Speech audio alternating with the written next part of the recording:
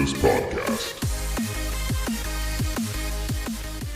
And welcome everybody to the Humidus Podcast once more with me, Hammer, and of course Steph. And today we also have Dank N with us once more. Hi guys. Hello. How are you doing this fine evening? Well, pretty good. Pretty good. As you know, heresy grows from idleness. So, Of course. You gotta grind. Gotta get the hustle on. yeah, Get that bread. yeah. I hustled out of bed today at 1 p.m. So I'm pretty hustling. Yeah. Hardcore. Yeah. What about you, Ann? Did you work today? No, I've just slipped to like 2 p.m. And I'm Good to kind know of that someone has a leisurely life. I'm kind of under the weather, I guess. Oh, okay. Just Correct, slimy COVID. throat and normal COVID stuff. Yeah. Oh, So, yeah. Reactions to the vaccine, I presume. yeah, I wish. You got the blessings of the plague, Father. Yeah. Instead of the regular vaccine, you got the Nurgle variant of the COVID vaccine. Like the best one. Yeah. It just You got the Moderna, you got Pfizer, you got the Nurgle variant. and he just amplifies all your symptoms to like 11, and then you Yeah. get so bad that you get like this feeling of happiness and bliss. And that you've been seen by the Plague Father himself. And he Yeah. has graced you with his art that is your body. Okay, so today we have a few interesting topics. We're going to talk about the fact that EA loses Star Wars exclusivity. Disney has finally decided to kind of let that one go on. Mm-hmm. And see where that brings them. And yeah, that's very positive. And we're also going to talk about Indiana Jones, or the new Indiana Jones game series, which is going to, be developed by Machine Games. And a little bit about the CDPR controversy, which has recently surfaced. There was some investigative journalism done, and some ex-employees and stuff were interviewed, and so we're gonna get to that. That juicy. But first, Star Wars stuff. EA loses exclusivity. What do you think about that? I think it's about damn time that IP goes to greener pastures, because EA has earned so much money on that by producing absolute garbage. I guess you can make a case that Battlefront 2 is pretty good now, but it certainly wasn't back in the day. And they finally started to understand that single player experiences and stuff like, for example, Fallen Order and Squadrons were what the fans wanted, and it's also profitable, but too late in their Star Wars lifespan. And yeah. So I guess it's okay that they released the some good titles at the end, but now, as far as I understand, Ubisoft is already developing the typical Ubisoft kind of open world game for Star Wars, which I guess it's made by the same people that made The Division. So I guess my hype for that is a little bit like, it's there. I'll definitely see what it looks like, but Ubisoft be Ubisoft, and Division developers make me think it might be one of those live service games. And that has me very cautiously optimistic. But otherwise, it could mean a lot of things. It could mean the revival of the Jedi Knight series. That would be amazing. That's my hope. Yeah, and I guess it's just a matter of time before Knights of the Old Republic IP resurfaces, right? And then the demand is huge.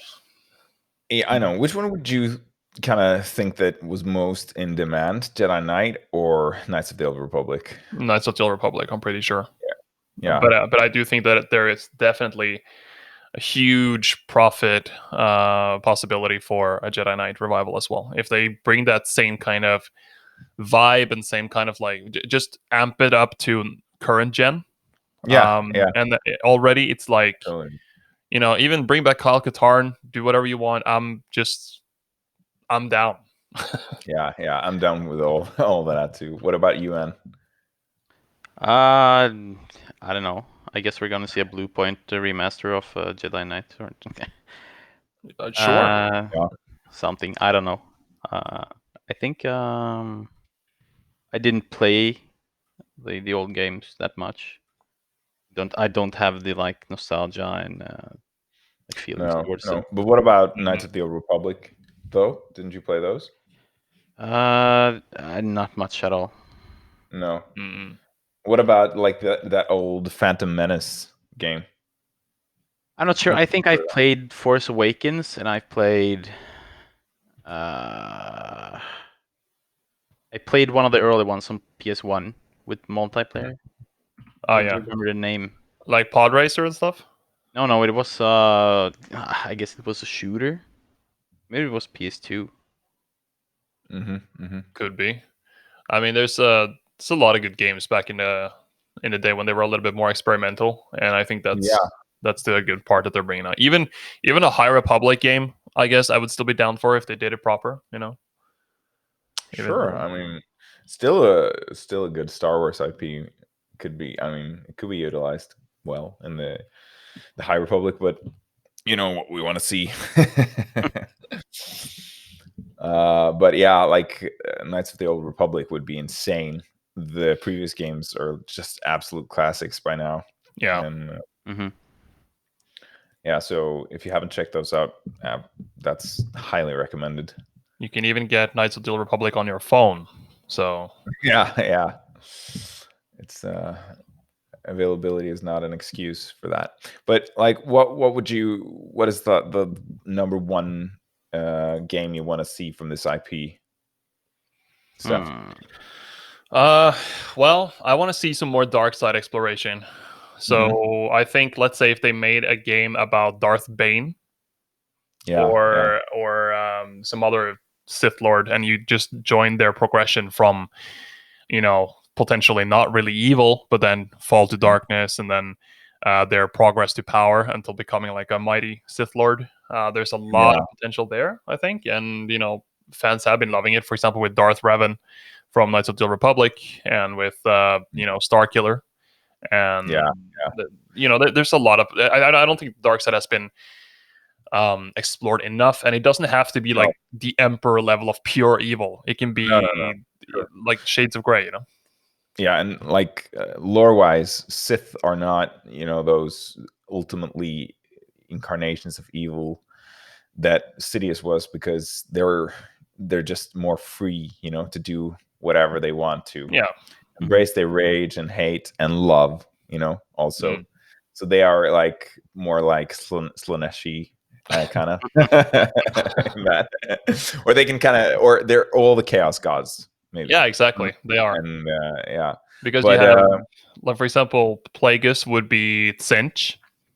And then I think Scion and Nihilus would probably be Khorne, and then so there's a lot of that's a good analogy for the Sith. They're like Chaos United. Chaos Undivided. Okay, so for me, I would like a Jedi Academy remaster, or like a Star Wars Jedi and a Knight series revived, basically, if that's if that's at all possible. Yeah. And like you said, those games often do have that dual path available. You can go like the dark side, at least with Force powers you could with Jedi Academy. So I mean, if they just explore that a little bit further, where you can kind of choose, I think that would be really choose. I think that would be a great new IP for them. Absolutely. What about you, N? Well, I'm not very heavily into the Star Wars lore, so I've kind of just thought about studios, or kind of I'd want to pick up the IP. Like for one would obviously be FromSoft. Oh, I would die, it would be amazing. That would be insane. But I think ultimately the IP, I would guess they wouldn't want like such an call it unavailable game because of the difficulty, and I don't think FromSoft would kind of downplay that part. Difficulty, no. Yeah, I agree. But, I mean, Fallen Order was kind of like that, but you know, I know what you mean, because I also, when I played that game, I was like, oh my god, what if FromSoft made this? You know, it could be so. That game has kind of the framework, but that's it for like a good FromSoft title. Yeah.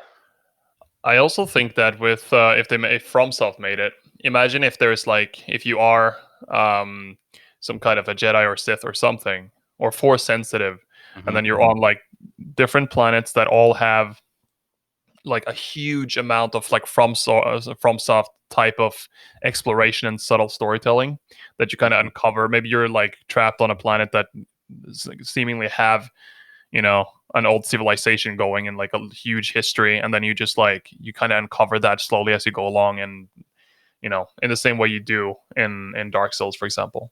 I think that would fit really well. Yeah, and you usually, like in the Dark Souls games or the FromSoft games, you usually have the kind of split path in the story. Yeah, kind of good and bad endings. Fits Yeah. perfectly with a Jedi kind of leaning to each side. it does. Would be. Yeah, and imagine like the movements of like a really hard force wielding, lightsaber wielding boss. Yeah. Oh my Then god. you can also like add the Sekiro combat pairing mechanics into like lightsaber duels. Oh my god, that would Yeah. be perfect. It That would be fits so perfect. good. Jesus. I didn't think of that. Because like even Jedi's, they can't.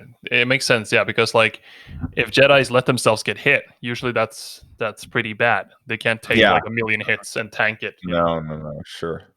Yeah, I it could almost be like a one hit kill on everything, you know. Maybe not force powers, but like with a saber strike to your body. That would be it, you know. But if that's kind of, I guess that's kind of far fetched. So I thought actually if Platinum Games could pick up the IP. Oh man. Yeah. Yeah. That would be pretty sick too. Having like Devil May Cry style or Bayonetta style action. Like how does that like beat 'em up? What did I say now? Platinum Games, right? Yeah, I sorry, I meant to say Sucker Punch. Sucker Punch, that's what I was thinking about. Yeah. Yeah. Sorry. Okay, but Platinum would be cool too, though. Yeah, definitely. All on board. Like a random fit there. Sucker Punch, Sucker Punch, but I guess it'd be the same game as Ubisoft is making, just better. So true. I mean, I think the main gist of all of this is that no matter what, the potential is just like limitless, and they can do a lot with it. Yeah. But lastly, Star Wars DLC for Destiny 2. Let's go. Sure. I mean, that would make me play it.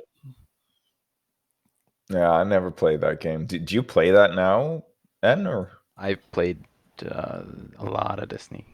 Only like 1,000 hours. I guess around like 200-300. For 1 or 2. I came in at an amazing point in 1, which was Taken King. So I kind of played. Maybe I guess I played like that expansion. Right. And then the kind of on and off in Destiny 2. Right. Yeah. I mean, I heard a lot about that game. Yeah, I started Destiny 2 with because like Morbid M was hyping up a lot for that game, because he also did like you, and he came in Destiny 1 at a great place, and then he was really hyped for 2. And then I caved to demand, and I bought the Ultimate Edition and was like really hyped, and then it turned out it was pretty shit at launch. Yeah. And but I hear it's really good now, but I just can't get back into it. Yeah, the problem is getting enough people to get back into it with you. Yeah. Because you're kind of chasing that same hype as the first time, right? Yeah, and then I just don't see that happening. So, sorry, Destiny players. I'm sure it's a good game right now, but it ain't for the Empire. Well, yeah. Speaking about good games, what about the new Indiana Jones game that is? Oh, you mean Uncharted 5? Yeah, I mean, Uncharted. Yeah, that's a good game. But did you like that transition, by the way? Yeah, it was really smooth. Wasn't that smooth? He lubed it up completely before it just like slid in. Oh yeah. I always like it with zero friction. Um, well, what do you think about it? Come on, guys. What do you think about it? It's Bethesda Publishing. Yeah. It's like Lucasfilm Games, which is like a really old, I guess, IP holder. 16 times the detail. 16 times the detail. Yeah. Machine Games developing, which they developed the Wolfenstein series. Yeah, and only Wolfenstein. So yeah. So that's like, I mean, good, right? yeah. Sure. I mean, Wolfenstein, the new games like Wolfenstein 1 and 2, I guess, are quite good. I didn't play New Colossus, but I've seen mixed on that one. But I think the consensus is that like as long as it's the proper version, it's good. And the first one was really good. So I don't know. They could probably make something good out of it. But then Howard, like Ben said, it's kind of scary to think that, or risky that it would become Uncharted 5. What do you think, Anne? What do you expect from an Indiana Jones game? I just hope it's anything but like generic action adventure. Because I think a lot of people are kind of tired of that now, or they're getting a bit samey. Yeah, right. And that's the easy way out. Like just to push one of those out. We hope for some innovation here, maybe some kind of they take some risk taking at least. But what do you think what would they have to do for you in order to like buy it and be interested in it? What do you imagine would make you interested? I guess that's a hard question. I'm probably not gonna buy it, but yeah, it'll have to be very to strike like a very nice note with the setting and the kind of feel of the game. For it to be maybe a little bit like survive-y, and set in a time period or like a setting that would feel a little bit romantic and nostalgic, I guess. I don't know. Yeah, but I mean, Indiana Jones could lend itself well to being, very conservative with the ammunition and using the whip. Yeah. But yeah, you know what I'm talking about. So just striking that very precise note, but also it would have to kind of have some innovations to those classic adventure games that we've seen so many, like Anne mentioned. We've seen so many these last decades, so it's kind of getting very samey. And yeah. What about you? What about you guys? Steph? I think that I would like it to be a little bit more, like you said, actually expanding a little bit on what you said about, sparingly using gun and whip. Whip, I guess, is fine, but then also, like, let's say if there is combat, then because whenever there's combat in Indiana Jones, it's always like Indy is just like in the middle of it, kind of scrambling to get through it, and then there's always a bunch of stuff happening around him at all times, and it's just kind of like chaotic. And I think if there is fisticuffs here and stuff like that, it should be a little bit more, let's say, no HUD, and then more like each enemy encounter could be pretty challenging. Like, it would feel like a separate boss battle in a way, Yeah, that could be interesting. Like a very realistic kind of survivey, very meticulous playing game, where you have to consider your every move and be careful, strategize. Yeah, I guess, and not too many enemies. But like you said, if you can kind of avoid some, and if you get the encounter, then you have to either sparingly use very powerful like ammo for your revolver or something, or just have a hard fisticuffy battle. Yeah, and I guess you could have it so that like by the end of the game, you're so good at the mechanics that you can handle maybe 2 or 3 enemies at once. But then it should still be realistic. If there's more than that, you should probably use some environmental stuff or like be creative, and then maybe you can scramble to overcome it. But it should never like be. He's not a superhero, he's not like Starkey's running in there. Yeah. So. Yeah, and I think that could lend itself well to that IP with some games play to your own vulnerability. Yeah, and you feel very satisfied when you achieve something when it's hard like that. I think that this could be like a good IP for that. I think also. Oh yeah, go on. You would love that, wouldn't you? That survivey, like hardcore perfectionist type of gameplay. There is one more thing I think would potentially make the game kind of interesting, because let's say if you removed essentially the HUD and you made very little hand holding in the exploration and the puzzle solving. Yeah. You make it a little bit more of a hardcore. Like, that makes that also like it feel like an achievement when you figure out the puzzle and more immersive maybe. Yeah, I agree. I totally agree. So that would be that actually sounds a little bit interesting now, even though I kind of wrote it off at first. But yeah, if they can make something like that, I would be interested. But I think still that would be kind of hard. Or they can do it. I'm not doubting that it's possible for machine games, but the story needs to be really. You need kind of one of the super famous treasure kind of mysteries of the world, right? Like Shangri-La, or they did in Uncharted. Yeah. Yeah. Because Shangri-La is fucking like legendary place, right? And actually finding it makes you it's hype, right? Yeah. What about that mystery with that lost book? I think it starts with a K or something. Well, yeah, unrelated. Yeah. Well, yeah. I mean, the story needs to be very good, which is like typically for indie, right? A compelling story with almost like Dan Brown stuff. Yeah. I think there's potential for it to go pretty surprisingly well, and it can go surprisingly mediocre. I don't think it's gonna be shit, but I think it's. Oh no! Wait, the shittiest thing they could do, here we go, is probably if they took the Lego Indiana Jones game and just like took the exact same game and just made it into realistic models. Yeah, like put a lot of work in making it really nice, and polished, and it's basically the Lego game. Yeah, it's the exact same. It's just with nice graphics and realistic models.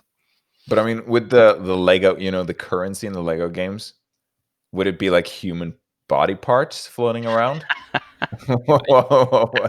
Human body parts, dirt, leaves, anything, and you just like build these monstrosities out of it. Like abominations sewn together. Yeah, he discovers that the real life necromancy is actually just Legomancy. Yeah. Jesus. Oh yeah, I would play that game. I would play that game. Me too. I mean, that sounds way more interesting, actually. Yeah, it does. So, but yeah, that's the Indiana Jones game. We'll be looking at that. We'll be kind of following it. But next on the agenda today, we're going to talk about the recent controversy. I mean, it's an ongoing controversy, I feel. Yeah, it's with just development. CDPR. Yeah, developments in the shitstorm. Yeah. So what recently leaked is that, a number of kind of faults and accusations from leadership in CDProjektRed, both during and after the release of Cyberpunk. I mean, do you want to elaborate a little bit, Steph? Or well, I saw something about, first of all, was one of the things about crunch, because the crunch was already, it went to the point where some people almost lost their families because they had no time to spend with them, and then they would have these toxic practices of like, if someone would say, I don't want to do any overtime because I'm not contractually obligated to do so, and then they'd be like, oh, okay, sure, but then somebody else will have to take your part, take up your mantle and suffer more. Like it was that kind of toxic behavior, apparently. Then there was the whole thing about the tech demo being specifically built and spent a lot of resources to make the tech demo be ready for whatever showcase it was on, but then also like all of those mechanics were specifically made for that demo and didn't necessarily make it into the full game. Yeah. And I mean, yeah, like things like the game sold 13 million copies in the first 10 days. Yeah. For full price, and they made their money back really fast. So, and then they were kind of like nonchalantly just like, yeah, we made the money back. It's no problem. It's no problem anymore. Like outwardly, of course, they try to mask it as they are kind of very concerned and stuff like that. But that was some of the criticism that had leaked out from the inside. And that they were like, yeah, that's one in the bag for now. Yeah. I don't know. It's such a shit. So I just wonder how they're. Did you guys see the roadmap they released and the apology? Yeah, I saw the mea culpa thing. It's I don't know. I was kind of expecting the next gen update to come out probably sometime late this year, and now it seems that's true. But then there was a lot of I don't know, just it's bad when they have to come out and publicly apologize, and then they also make a roadmap for fixes. Yeah, that's like that's never a good sign when we have like a roadmap for fixes. No, that's but yeah, and also like CDProjektRed had like a statement where they stated that, yeah, we're not going to do crunch times anymore. And they then kind of redacted that and said, yeah, some crunch is necessary. Yeah. And you might be able to understand that, yeah, I mean, some type of work is like that, but then they apparently even exceeded those self-set limits for what they were going to accept in this development cycle. So with like insane crunches towards release. Yeah, I hope that at some point they can regain the faith of the fans and the players. Yeah. But they have just the roadmap itself is just a testament to how long that road is, and it just goes to show that they sat down at the table with EA and Activision and Bethesda, and hopefully they realized that they were hanging with the wrong crowd, and now they're on the path to a better life. Yeah, right. Because that's really what this feels like a little bit. Not fully, because I don't know, maybe we still love CDPR so much from the previous games that you don't kind of get that 100% association with the big baddies, like you said, but you can still smell that smell a little bit from this. It's a little bit like, yeah, we made a lot of money and we used a lot of money on marketing and we got what we wanted. It paid for itself and we don't fucking care. Here's the Band-Aid. That we're gonna like scale back the production team to 10%, and you're gonna work like for 3 years now to patch the game, and we're gonna go into the next project. I mean, they essentially took the corpo life path for their game development. Yeah, they did. They fucking did. They took the corpo path. Yeah. So yeah, that's a real shame. But this controversy just seems to be I think we're done with it now, aren't we? We're just gonna move on. We played the game. It was good. It was all right. We had a good time. Had a good time. We got what we wanted. To an extent, yeah.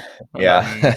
It was still a good game. It's still the most hours I've spent on a game for in a while. So, Yeah. but then again, we played it on the best platforms to play it on. Since I got the Series X and you got the PC version, so at least. Well, well, I'm gonna wait to like 2022 to play the game on my PS4. Yeah, Anna's like got an unopened copy for the PS4 one, and it's gonna age like fine wine. Let's just. I mean, I have a friend who platinumed it on PS4, so it can't be that fucking bad, can it?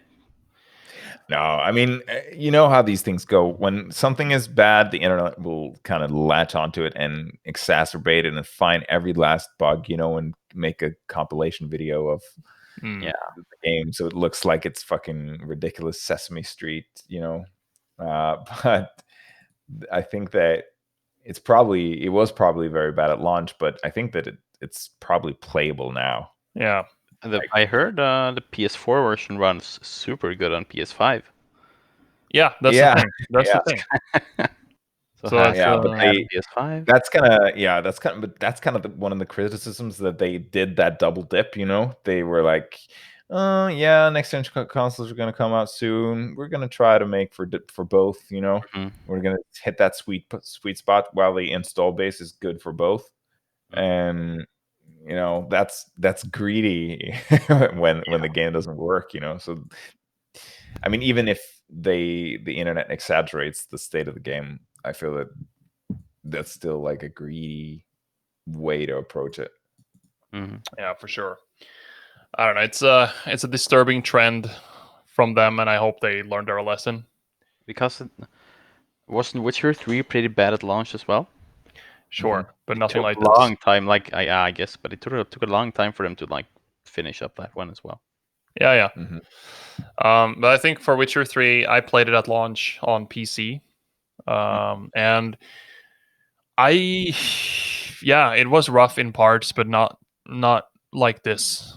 Not like T-posing club goers in the first level, or you're riding your motorcycle standing on the seat with your dick out. Like nothing like that. Yeah. The dick is always coming out, in this game.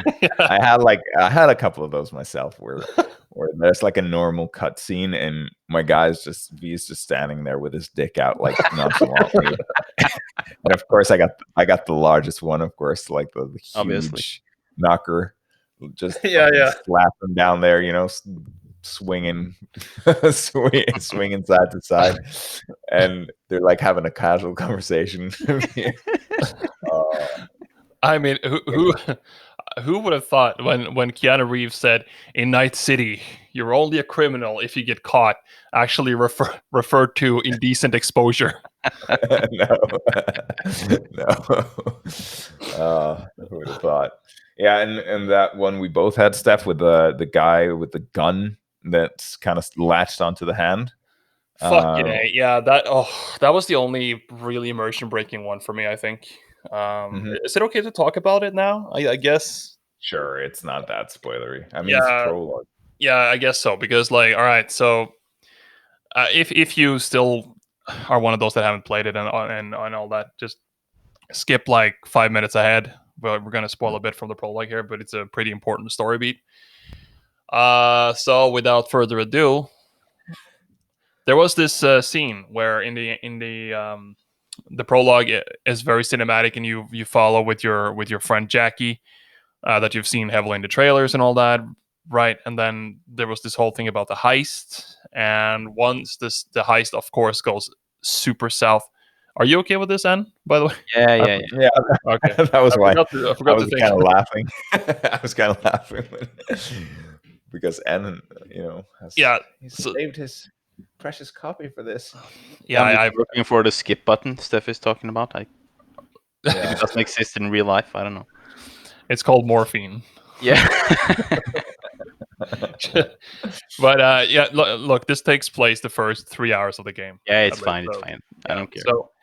So eventually Jackie gets shot, right? And then you think he's going to be this character that follows you throughout the game, but he doesn't. And then you run away in a car. Adam Smasher comes after you. It's all very cinematic and epic, and then you race to both get that relic chip out, but also to save Jackie. And then you are in that Delamain car, and Jackie has the chip in his neck at the moment, and then he just gives it to you as he's dying. But the problem is, right? Jackie has very iconic pistols. They're really cool. So cool, in fact, that when he's dying in the taxi and it's a very emotional moment, the gun doesn't leave his hand when he's reaching for the chip in his neck. So his gun goes into his head as he's reaching to get that chip out. And then the gun gets stuck in his head. So he's sitting there with being like, "Oh, mi hermano, we have a good run," and then the fucking gun is like poking out of his head, and it looks so dumb. And it's actually very emotional, and I think they did a really good job of building that up, even though it's a little bit cliche and a little bit obvious from the start. Yeah, sure. But I mean, when you're sitting there in the car, I was genuinely a little bit bummed out because he was dying, and then the gun thing happens, and you're like, you're so like ripped out of it right there, It's the worst timing possible for a bug like that. And the only thing at this point, he might as well just sitting there with his dick out as well, just like it's like a dick out, it's because it's so hilarious and broken that you kind of need to kind of laugh, and then you're not sad anymore. Then it's Adam Smasher comes down with his dick out, Yeah. Oh, that was such a immersion. But I think that's the most immersion breaking I've had. Otherwise, it's just been like either funny bugs or like Skate 3 kind of bugs, or it's been just like small things here and there that didn't really bother. Yeah, me too. So I guess that's why we kind of gave it a pass, the game, because we didn't have that many game breaking bugs. I never had to reload, for instance. It always worked for me. Mm-hmm. So, I've had to reload a couple of times, but it's mostly because of annoyances. Like, for example, the stats window that comes out when you look at guns or like loot, right? You get this small window that shows the stats of the gear. Mm-hmm. And then that would stick to the screen, so that even if I looked away from the gun, it would still be there. But it's just like, it's not game breaking. You could still finish up whatever you're doing and save, and just reload, and it's fine. But it's like just minor things like that for me. Yeah, I know. Well, we're done with it now. I'm probably gonna play it again, like in a year or so, and kind of try it. See what they did, and even if like DLC comes out, of course I'll stick with it and try that. But for now, it's done for me. Yeah, I'm still going back to it from time to time to just like do a completionist kind of run and to get that best ending in preparation for the DLC. And I'm still having fun with it. There's still a magic there about just cruising around from objective to objective in Night City with the banging soundtrack on and all that. There's still something about that. It's still pretty magic, I think. Okay, so any other news been in and around in the ether? Is it time to bring out the big guns, Anne? Yeah, well, Square Enix has, I guess, copyrighted 2 new IPs or names. First one is Final Fantasy: The First Soldier. Mm-hmm. Oh, yeah. So, which I've read or heard is technically Sephiroth. Mm-hmm. Oh, Jesus. So then the question is there gonna be a Sephiroth game, like with playable Sephiroth? Or is this maybe the name for the next remake title? Oh, yeah, that's an interesting question. Yeah. I mean, that could be very well, because in the coming part of the game, Sephiroth will kind of take the story focus, Mm-hmm. At least what we think will happen. I don't know. Yeah. And he has an even bigger role in the remake as well than he did previously. Well, there was one more as well, right? One more name. Final Fantasy Ever Crisis or Final Fantasy 7 Ever Crisis. Right. Ooh, is And that what's you think that's related to Crisis Core maybe? Or That's my hope. yeah, But I your guess favorite game in the Final Fantasy series, except tactics maybe stuff. yeah, I think so. It's the one that had the most emotional impact on me for sure. Crisis Core, and like I was really invested in the Zack story, and then the soundtrack in Crisis Core is amazing, and it complements the game's tone so well. Yeah. And then, but yeah, the interesting part is that Zack's story changes in the remake. So, question is this going to be Crisis Core, or is but in light of the remakes changes, or is it gonna be Zack's story from then on? Yeah, that's a good question. I mean, I guess we have like two separate timelines now. But Yeah. did you like the changes to Zack's story, or what? Were there like huge changes? Well, there were huge changes for sure because Yeah, I mean, obviously spoilers for FF7 remake, but then I guess we're past the point of cooldown for yes, that. But Zack yeah, apparently is alive in yeah. 7 remake because of some fate changing thing, right? Mhm. Which, Yeah. in one, I'm kind of bittersweet about it because for one, I like Zack better than Cloud. I think Mhm. for me, Zack is one of my favorite characters. But then at the same Yeah, time, the whole impact of Zack is that he died and caused the trauma. And the entire yeah, Crisis Core game, you play through his entire journey, knowing his end, and yeah, yeah. and you just like you get that desperate feeling that this guy just tries to make a change and do whatever he can, and then before he goes out, and Mhm. it obviously invalidates all of that because suddenly he's alive. Yeah, But it's also yeah. the I return of understand my what. favorite character, so Well, I don't know. since it is a parallel universe, I guess, or different timeline in the remake. Mm, yeah. I mean, probably his like normal death probably happened. It's like how okay is it to like spoil the entire thing now? Uh, It's okay for me. Spoiler warning. Yeah, Yeah, just come on, just shoot, spoil because it. kind of the thing about the remake is that Sephiroth kind of knows what's happened, right?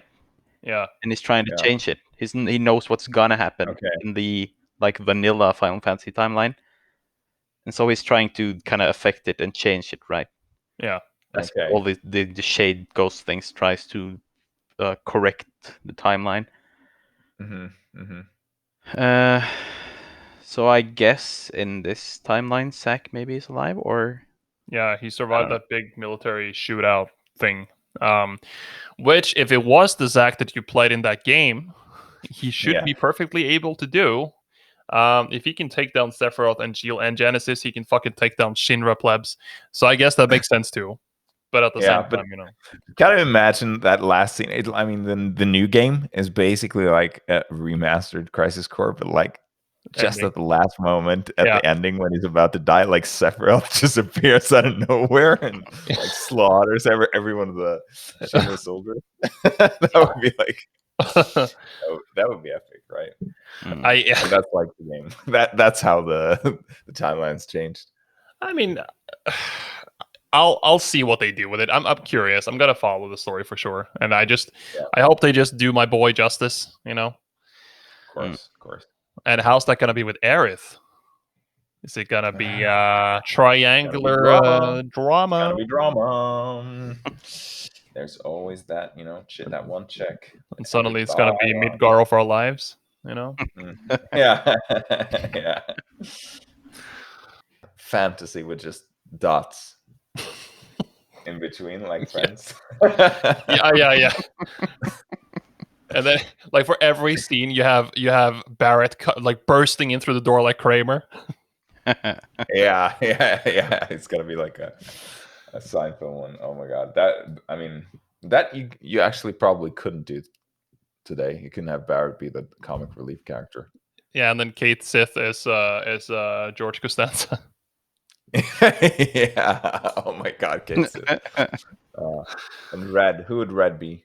Newman. Yeah, it'd be Newman. Just imagine in the like in the Advent Children movie where the Cloud stabs the guy who turns into Sephiroth, right? Yeah. As he sees Sephiroth, you just get the Curb Your Enthusiasm theme. Yeah. Yeah, there's a lot of meme potential. Yeah, but I mean, so these are maybe like a new IP, or maybe it's the continuation of the remake. We don't really know. But what if it's a new IP? What do you think that could be? That is a very good question, actually. Do you mean for the First Soldier, or do you mean for the Crisis Not one? a new IP, but like a new series of Final Fantasy games, I guess. Well, if it's a Sephiroth-centric game, I mean, I guess it could be that too, because maybe Smash introducing him as a character was kind of like a small warm-up for that. That Sephiroth's going to be playable in his own game later. I mean, we can just only speculate, but I think that like what do you know, like a Devil May Cry action-y style, or would you like a more traditional Final Fantasy experience, or what kind of game? Like, did you ever play that Vincent game? No. What was that? Just saw like video essays on it and stuff. Video essays. Yeah, you know how it is. You know, like the hidden gems, or like the botched hidden gem, or whatever. You know, these kind of like that. Sure. Yeah, Dirge of Cerberus. Yeah. Yeah. Cerberus. Sorry. Yeah, Dirge of Cerberus. That's like. Was it only? Yeah, it was for PS2. I thought it was like for PSP or something. I think that game got actually. It has a cult following, if I'm not mistaken. Yeah, I think so too. I think it actually got a quite good reception. And it does have that because it came out before Crisis Core, and it was also the introduction of the Genesis character and the ending, because Genesis awakens from some kind of like slumber or laboratory. I don't remember, and then people were speculating who this is, and then of course Genesis showed up in Crisis Core as one of the soldiers and friends of Sephiroth. Yeah, right. Oh my God, Final Fantasy VII. So many unlockable characters and so much, obscure story. What a game. Yeah. But I also wasn't aware of something that you brought to my attention, and that people didn't really like the whole Angeal and Genesis thing of Crisis Core.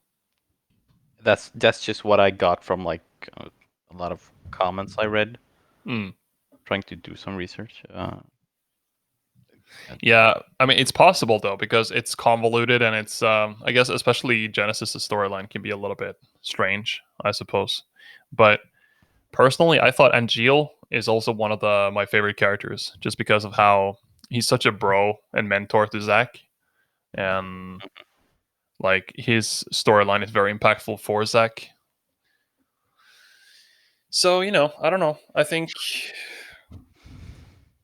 if they brought him in some capacity as well, that could be cool. See more of what he actually can do. Yeah, I mean, I only saw him in some cutscene compilation of Crisis Core. I never played that game, so yeah. But yeah, he seems like an interesting character, at least from that. Yeah, I mean, I mean, he's very powerful, right? He's like dueling Sephiroth and stuff like that. Yeah, the thing is though, he doesn't really show much of what he can actually do. I think he's the weaker of the three, maybe. But the thing is, like, he's the original owner of the Buster Sword, but he never uses it because he constantly talks about like wear, tear, and rust. So he uses that like standard soldier second class sword that Zack has in the beginning. He always uses that, and then in the scene where they have like the sparring with Sephiroth, he fights, and then Sephiroth complains that he's just still fooling around with that useless sword, and then he breaks the sword, and then as Genesis and Sephiroth is kind of like they're kind of how to say, they're going a little bit too hard at the sparring, because Genesis wants to take the role of hero, and then and Jill just jumps in and blocks them both with the normal sword and the Buster Sword, and then the training sword breaks and the shard hits Genesis, which is the whole beginning of whatever the corruption that happens to Genesis. So we don't really know what he would fight like if he used the Buster Sword and went hard at it, you know. Interesting potential. Interesting. Okay, guys, I think that's it for today. Remember to like and subscribe if you want to hear more of what we're talking about. Also, huge shout out to Davis Vegas on Fiverr for making this amazing artwork that you guys will see on the podcast right now. Check out the artwork. That is some fucking nice work. They blew it out of the park completely. Yeah. All right. Remember to stay humid and stay dank.